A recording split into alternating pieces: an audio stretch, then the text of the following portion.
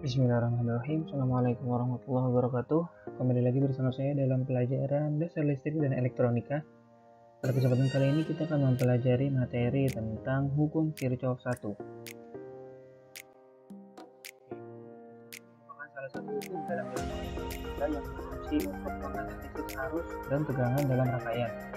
Hukum Kirchhoff pertama kali diperkenalkan oleh seorang ahli fisika Jerman yang bernama Gustav Robert Kirchhoff yang hidup pada tahun 1824 sampai 1887 pada tahun 1845.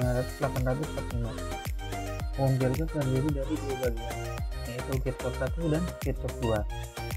Yang akan kita pelajari pada kesempatan kali ini adalah hukum Kirchhoff 1. Hukum Kirchhoff 1 merupakan hukum Kirchhoff yang berkaitan dengan arah arus dalam menghadapi titik percabangan. Hukum yang berkaitan dengan arah arus dalam menghadapi titik percabangan. Hukum Kirchhoff 1 ini sering disebut juga dengan hukum arus Kirchhoff atau Kirchhoff's current law.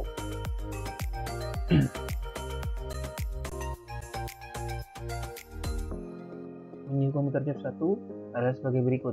Arus total yang masuk melalui suatu titik percabangan dalam suatu rangkaian listrik sama dengan arus total yang keluar dari titik percabangan tersebut. Saya ulang, arus total yang masuk melalui suatu titik percabangan dalam suatu rangkaian listrik sama dengan arus total yang keluar dari titik percabangan tersebut.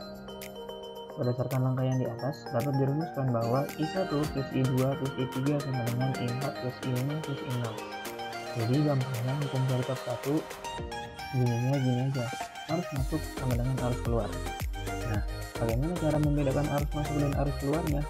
Kita lihat dari tanda panah yang menuju percabangan. Jadi kita lihat di sini I1 plus I2 plus I3 ini adalah arus masuk. Kenapa? Karena kita lihat tanda panahnya menuju titik percabangan. Sedangkan I4, I5 dan I6 adalah arus keluar. Kenapa? Karena arah panahnya meninggalkan titik percabangan. Seperti itu. Jadi kalau kita sudah bisa menentukan mana arus masuk dan mana arus keluar, insya Allah kita bisa memahami hukum Kirchhoff 1 ini dengan baik. Diketahui I1 sama dengan 5 ampere. Ya, I2 sama dengan 1 ampere, I3 sama dengan 2 ampere. Ditanyakan berapa besar I4. Nah, dari gambar rangkaian diberikan, belum diketahui apakah arus I4 adalah arus masuk atau keluar. Oleh karena itu, kita perlu membuat asumsi awal.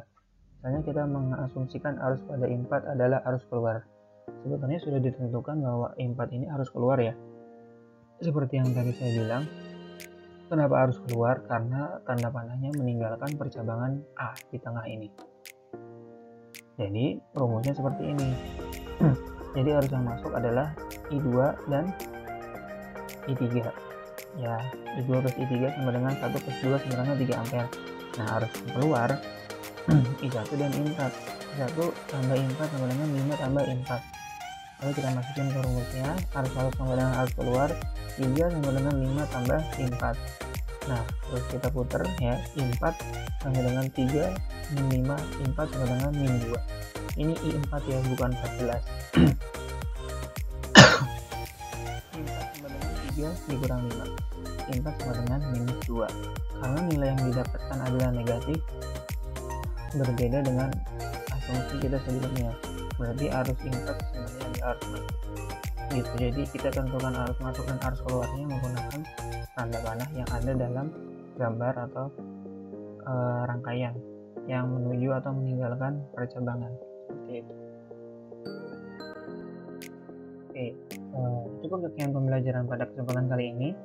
Silakan kalian kerjakan resume dan tulisnya dengan baik agar kalian dapat memahami materi yang disampaikan secara maksimal. Terima kasih. Kurang lebihnya mohon maaf. Stay safe, stay healthy, stay cool. Assalamualaikum warahmatullahi wabarakatuh.